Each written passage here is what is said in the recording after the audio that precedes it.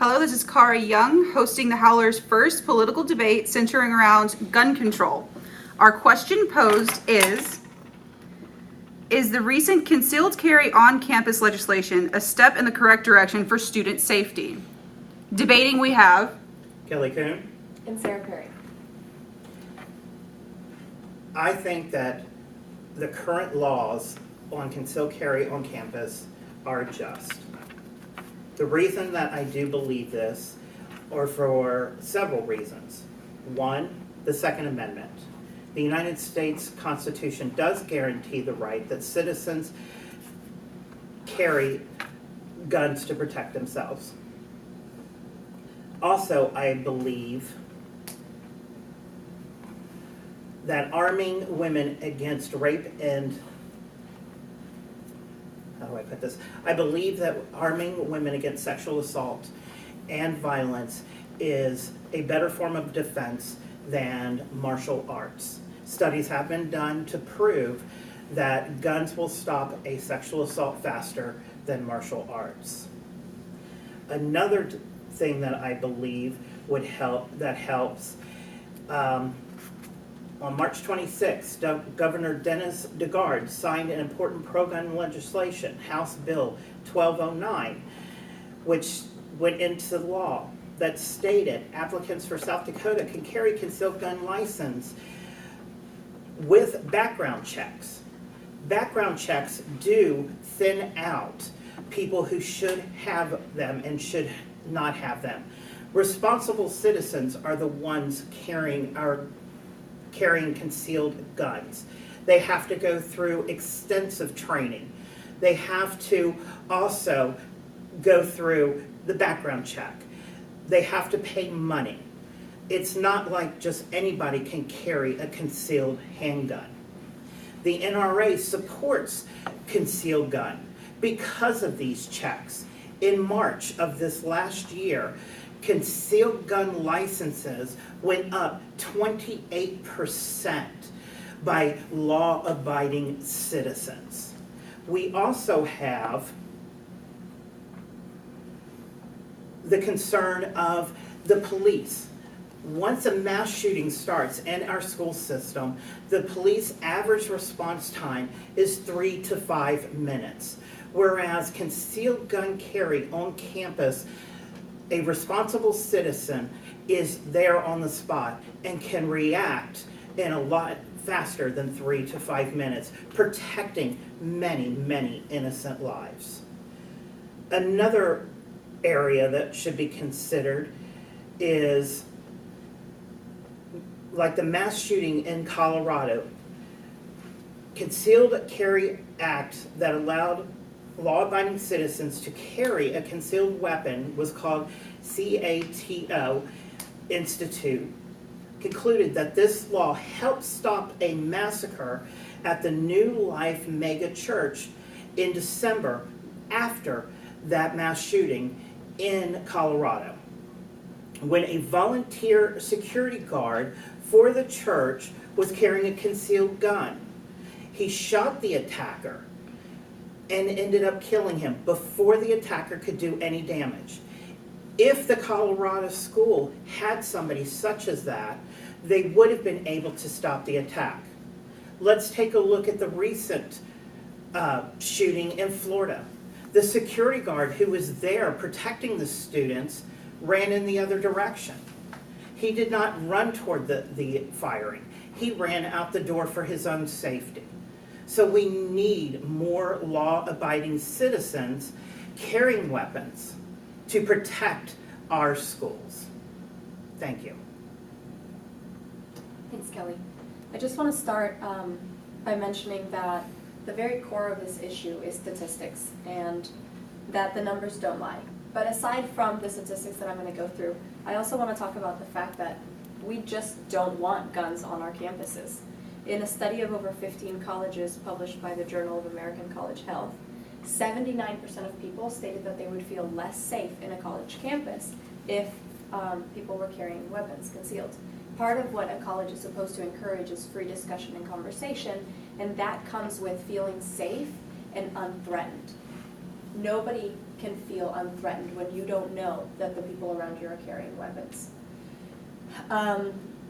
Another thing I'd like to mention is that our odds are statistically worse. The same thing I was saying about us not feeling safe, it actually comes from something. It comes from the fact that college students tend to be between the ages of 18 and 22, and a car is not even allowed to be rented out to you until you're 25.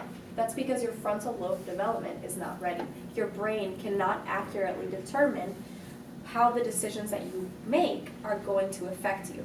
So what ends up happening is you make rash decisions. So here we are putting all of these people and their rash decisions with weapons in their pockets and arguably having very emotional interactions with each other. Aside from that statistic, your odds of being killed in a school shooting are 1 in 614 million. Those odds are pretty low, even though we hear about it on the media all the time about how likely this is to happen. They're even lower if we consider just college shootings. But your odds of dying of an accidental gun discharge are 1 in 6,005. And that's nationwide. That's not just in Texas, where we actually have access to more guns. So that's a study done by the National Center for Health Statistics. And there's no way to dispute that we're actually putting ourselves in a more dangerous situation by having weapons around us. Another thing to consider is that people who have been trained, like this person that you were speaking of, literally have run the other direction. So we expect people with minimal training. You said that it was extensive training, but according to Texas, you only need 1 to 2 hours of actual on-hand weapons training to get your concealed carry. These people that are untrained and also unable to predict the outcome of their decision making are now being given weapons and expected to respond better than people that are being trained specifically for this reason. What else? In studies that were done over the course of 30 years, actually 40 years, by National Bureau of Economic Research, it showed that there was a 2% increase in the murder rate in places that had concealed carry, and a 9% increase in rape, aggravated assault, robbery, auto theft, burglary, larceny. The paper was published in August 2012. And that itself tells us that having concealed carry does not mean that law-abiding citizens now have weapons and are able to protect themselves. It means that now everyone has access to weapons, more weapons, and they can do many things.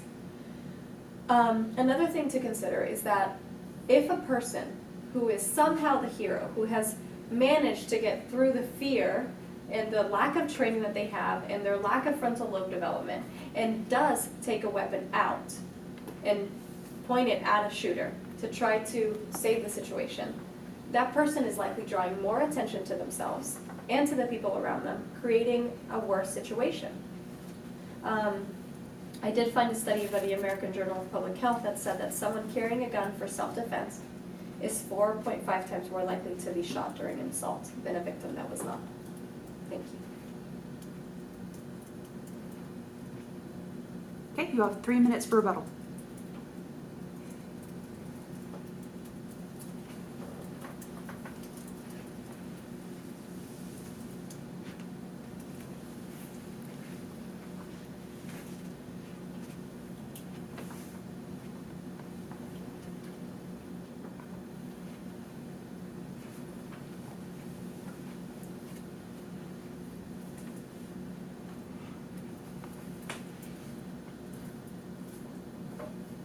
Carrie, you ready?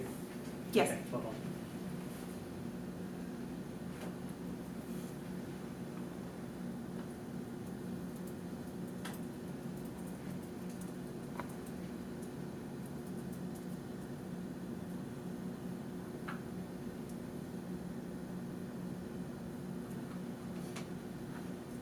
I'm just organizing my thoughts. Take your time. We'll start when you start talking.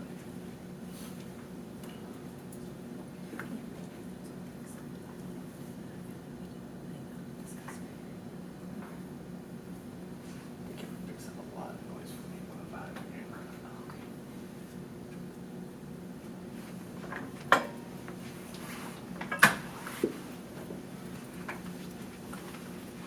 Isn't it 2 minutes though, when you're doing it?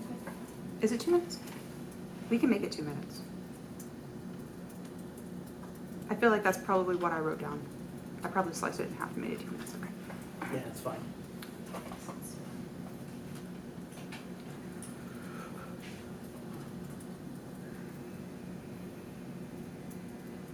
It's not Shakespeare, it's just.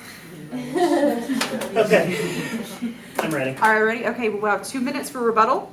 Kelly, you may begin.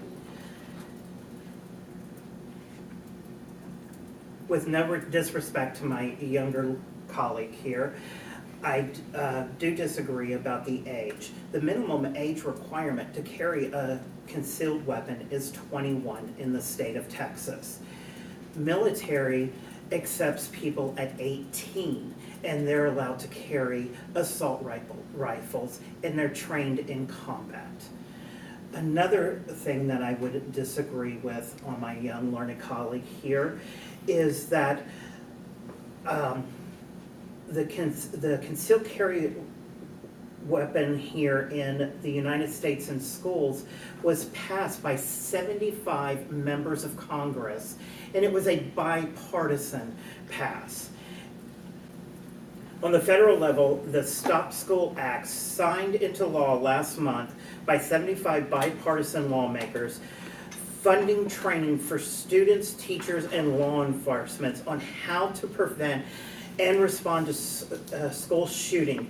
The bill also sets aside millions to tighten the physical security of the schools. We are here to protect our students. And even though my learner colleague has mentioned that many students feel they are not secure knowing people are carrying guns, other students do feel more secure knowing people are carrying guns. Just want to say that 21 is, as the age requirement, is still considerably lower than 25. If they don't want you to rent a car, they certainly shouldn't want you to be carrying weapons around and making decisions about when an active shooter needs to be taken down or not. Just because 75 members, bipartisan members of Congress, voted something into effect does not mean that they're listening to the over 79% of people that actually attend school campuses that said that we do not want them. Training that has just been received funding for looks like the same type of training that this armed guard ran out of the school during. Training does not provide for all of the emotional distress that goes through you when you're in a situation like this. You mentioned earlier that women armed against sexual assault and violence are better protected than women that exhibit martial arts or other forms of self-defense. But women actually show the lowest number of concealed carry. Only 20% of women report carrying in public, and only 14% say they would even feel safer if people around them were carrying, according to Harvard Injury Control Research Center. Also, a woman is twice as likely to be sexually assaulted than mugged at a college, or much, much more likely to be sexually assaulted than to be a victim of some type of violent gun-related crime. So the reality is that if we are looking at the things we need to look at for women's safety, it does not have to do with carrying a gun. It has to do with preventing rape and violence in that way. Okay, you keep going back to the rental car. A student can actually start driving a car at 18. It sounds like you are wanting to promote that we cannot allow our children to drive until we're 18, until they're 25. A rental car company isn't dictating when our children are responsible for driving a car. Just because a business promotes the idea that they don't want their cars being driven at a certain age does not dictate when a child is mentally or physically capable of driving a car. 21 is when Texas has decided, due to laws, due to town hall meetings, and public opinion within Texas, that is a minimum age that people in Texas has decided is acceptable to do a concealed carry, which means the average person on the campus here at Lone Star is lower concealed carry than what you would find elsewhere on other campuses. Training of teachers. Teachers always talk about how the students, they care about their students. If there is a mass shooting, if teachers care so much about their students, are they going to turn and run away, or are they going to protect their students? They're going to protect their students. They're going to do everything they can to make sure their students are safe. So arming teachers is going to be the best option to protect their students. Get them down, get them protected in a corner, get them safe, have the teacher in the classroom with a gun, so if the person comes in, they can fire and protect their students. While I do understand your argument about children being allowed to drive at the age of 16, not 18, the fact that we have managed to create a law that lets them have that type of responsibility doesn't mean that companies that are major corporations have made decisions to not have the liability to do that. And decision-making doesn't trump science. Science just says that we are unable to make appropriately judged decisions before the age of 25. I think it's important to redirect our conversation back to the fact that concealed carry on campus, which is the subject that we're discussing, actually includes the students much more than it does the teachers. And it puts students in charge of their own safety. Because of that, it's important to remember that you have no control over your fight or flight response when you're in a moment of distress. And having many people dealing with that situation, all of which have access to a weapon, could greatly exacerbate the problem. Aside from that, an officer that now comes to respond to the scene has to deal with many people who are now armed and in distress versus just one, and it could escalate the situation also. I think, in conclusion, I'd like to say that we don't want guns. That's what our statistics say, that we will not use them, and that our odds are worse of surviving with them. All right. Is that it? Very good. In just a few minutes, we'll hear from our judges. Hello, my name is Cassandra Lyles, And I'm Hunter Yanos. and we're going to be discussing the debate.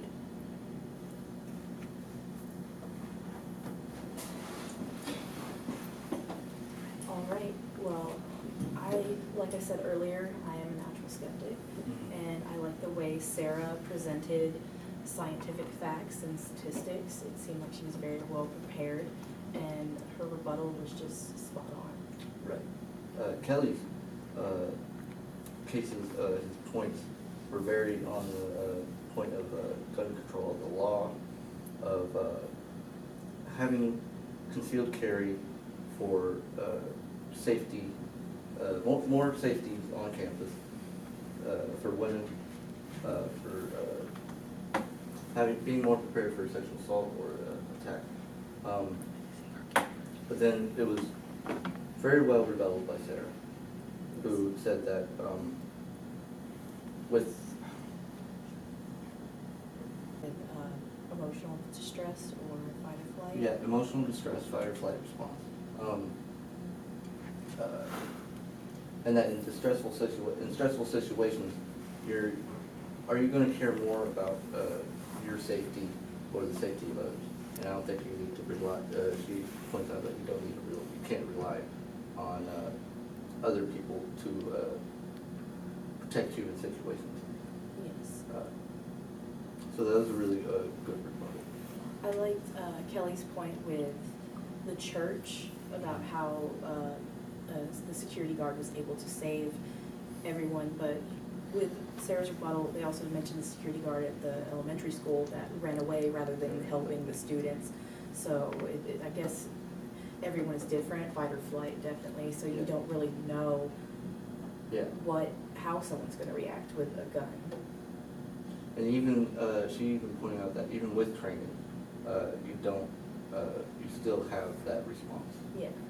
And so it's not even guaranteed that even with training that you're well prepared for any situation. And I've noticed, like, she made a good point with the rental car people, not even letting people under 25 drive the cars because our frontal lobes are not fully developed yet. I don't know if that is their specific reason, but it very well could be. And, I mean, also, you know, they make a good, Kelly makes a good point, at 18, they're able to go into the military and they have training, but even then, you don't know how you're gonna react. Right.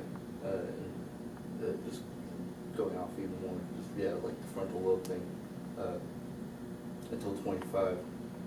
Kelly had had a point where, are we gonna wait?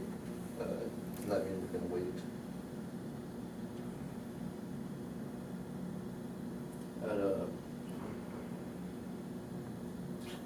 She.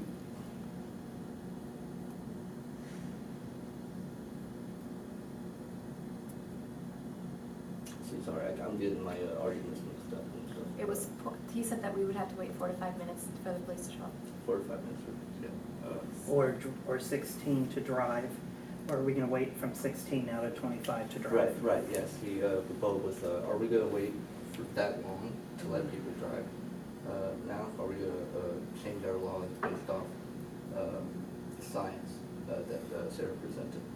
And then also he argued that the response time with the policemen, once they get to the scene, are they gonna be confronted with even more of a stressful situation because multiple people are carrying weapons? Another point, like, is with, like, the police, they see someone with a weapon, they're automatically gonna think it's the gunman, even if it's not.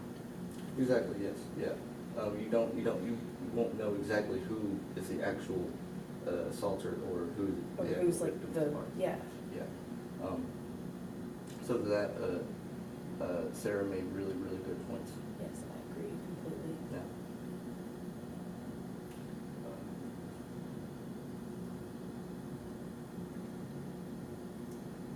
She also made the point of you're more likely to be killed by a gun accidentally going off than in a school shooting. So perhaps having the guns on campus with us in class gives us more of a chance of accidents and death.